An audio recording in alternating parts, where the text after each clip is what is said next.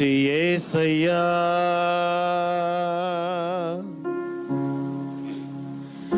నీ వంటి వారు మాకిలలో లేరయ్యా. ప్రతి ఒక్కరూ కూడా ఎంత మంచి దేవుడు మన యేసయ్య.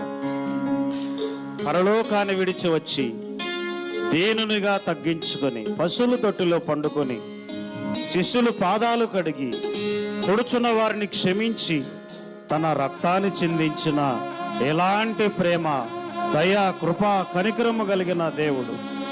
దేవుని ప్రేమ అందరిని ఎలా ఆకర్షిస్తుంది, తన వైపు ఎలా నడిపిస్తుంది ఆలోచించి మారు మనసు పొందుము.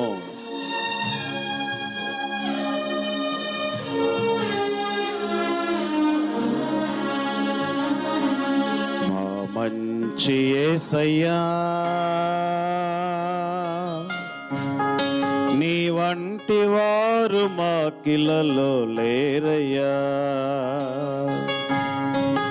మా మంచి యేసయ్యా,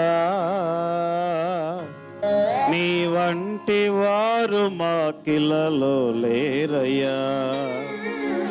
ఏ విధముగా నీ రుణము తీర్తునో, ఏ విధముగా నీ రుణము తీర్తునో, ఎలాగు నేను నిన్ను సేవింతును, ఎలాగు నేను నిన్ను సేవింతును. మా మంచి యేసయ్యా, నీ వంటి వారు మాకిలలో లేరయ్యా. ప్రాణం ఇచ్చిన దేవుడు ఎవరున్నారండి? మన దేవుడు క్షమించి ప్రాణం ఇచ్చినంతగా ప్రేమించిన గొప్ప దేవుడు ఆయన. బోధిగాంత నివాసులారా, ఆయన వైపు చూడండి, సన్నిధికి రండి. నీవు పాపములో చనిపోవడం ఆయనకి ఇష్టం లేదు. రక్షణ పొందాలి. ఇతడును అబ్రహాము కుమారుడి జక్కీతో అంటున్నాడు.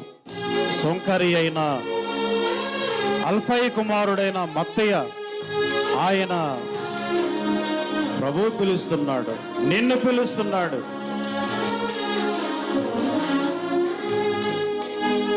ధనికులను ధనవంతు మార్చివేయువాడా, ధనము గణము మా కొరకై విడిచినవాడా.